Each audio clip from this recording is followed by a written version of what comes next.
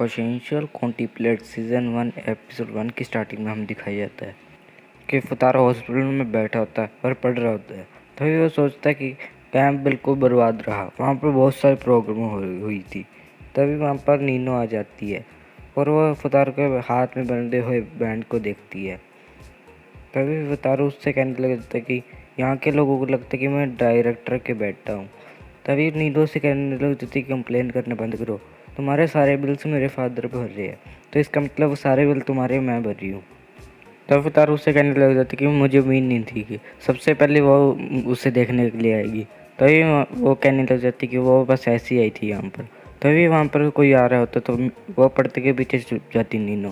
तभी वहाँ पर योत्सुबा आ जाती है और फुतारा से पूछती है योत्सुबा यहाँ आई थी। तभी वहाँ पर इचिका और मीकू भी आ जाती है। तभी योत्सुबा कहती कि मुझे ये देख के अच्छा लगा कि तुम जिंदा हो अभी। फिर योत्सुबा को स्मेल आने लग जाती कि आसपास ही कहीं नीनो है। तभी नीनो सोचती है इसे मेरे परफ्यूम की स्मेल आ गई है। तभी इचिका वहाँ पर आती है और कहती है कि क्या वो ठीक है। वो फुतारा कहता है हाँ। तब मीको कहती है कि तुम्हें कोई भी चीज़ की ज़रूरत है तो हमें बता देना। तभी फुतारा कहते हैं कि उसे किसी भी चीज़ की ज़रूरत नहीं। तभी नीनो उसे मारती है और कहती है कि तुम्हें इतने फॉर्मल होने की ज़रूरत नहीं है। फिर नीनो नहीं इचिका उसे नोट्स दे देती है। तभी फुतारा कहता है कि तुम अभी भी स्कूल जाती हो। तभी वो सोचती है और कहती कि हाँ मैं अभी भी स्कूल जाती हूँ किसी एक चीज़ के लिए जिसे मैं खोना नहीं चाहती, सिर्फ वो उसी के लिए स्कूल जा रही है। तभी वो फुतारा के बारे में सोच रही होती कि फुतारो को ही होना था वो। तभी हम दिखाया जाता कि मीको फुतारो से पूछ रही होती तुम्हें क्या ये स्कूल का खाना पसंद नहीं, तो मैं तुम्हें खाना बना के दूँ। तब फुतारो से कहता नहीं नहीं मुझे भूख नहीं है। और मीको से उसके मुंह में ब्रेड ठूंसने लग जाती है और तभी इचिका भी उसके मुंह में ब्रेड ठूस देती है और वहाँ पर हंसने लग जाती है।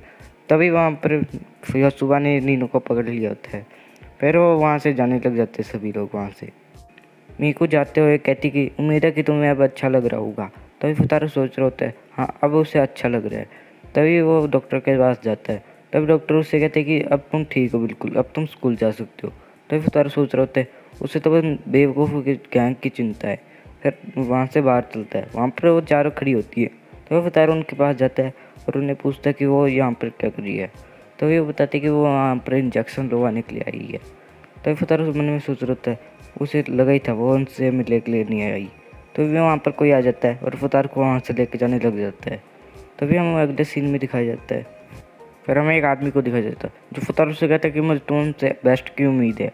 तो अभी फुतारो सोच रहा होता है कि मैंने उस आदमी को शायद तक पहले भी देखा हुआ है। तभी फुतारो अपने बचपन की बात याद करता है और सोच रहा था उस आदमी को शायद तक उसने उस लड़की के साथ देखा था जिसे वो बचपन की ऑटो में मिला था। तभी फुतारो सोचने लग जाता है कि वो उसके बारे में क्यों सोच रहा है। तभी वो साइड में देखता है, वहाँ पे उसे वही लड़की दिखने लग जाती है। तभी फुतारो थोड़ा सा हैरान हो जाते हैं। फिर वो ध्यान से देखते तो वहाँ पर इसकी होती है। फिर फुतारो को ऐसे चौका देखते पूछती कि तुम क्या हो गया। तब फुतारो कहते शायद तक तुम्हारी बहन तुम्हें ढूंढ रही थी। तभी वो कहती कि मुझे नहीं पता इसके बारे में।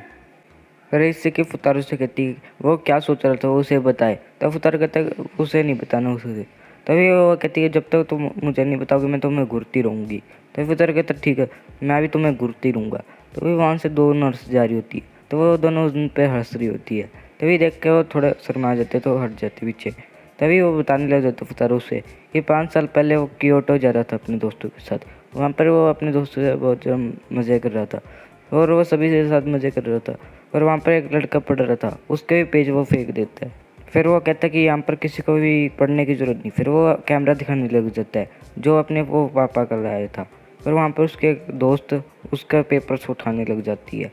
फिर वो वहाँ पर पहुँच जाती है। फिर फुतारो वहाँ पर उन सब की फ़ोटो खींचने लग जाता है। फिर वो तारो वहाँ पर फ़ोटोज़ खींचते रहते। फिर उन्हें वो कहने लग जाता है कि उसके पेट में दर्द होने लग जाता है। फिर वो सोचता है कि अब उनसे वो अलग हो गया तो अब उसे वो बोरिंग चीज़ें नहीं करनी पड़ेगी। फिर फुतारो सोचता है कि आखिर वो अब करेगा। फिर वो कैमरे में देखता है सामने एक मोटी और खड़ी होती है जो उससे कहती है कि तुम मेरी फ़ोटो खींच रहे हो। तो वो तेरे कहते हैं आपको थोड़ी गलत फहमी हुई है, मैं आपकी फ़ोटो नहीं खींच रहा। फिर वैसे भी मैं आपकी फ़ोटो क्यों ही खींचूँ। तभी वहाँ पर 2 सिक्योरिटी गार्ड आ जाते हैं। तो उससे क्या हुआ। तभी वो तुरंत बताने लग जाती है ये लड़का उससे बिना पूछे फ़ोटो खींच रहा है उसकी। तभी सिक्योरिटी गार्ड उससे उसका कैमरा मांगते हैं। तभी तो उतार देने वाला तो वो सोचता है उसमें उसके दोस्त की फ़ोटोज़ है। तो वो देते हुए डर जाता है। तो भी वहाँ पर एक लड़की आ जाती है जो कहती है कि फुतारो ने यहाँ पर कुछ भी गलत नहीं किया, उसने खुद देखा है। वो उस लड़की की फ़ोटोज़ नहीं खींच रहा था।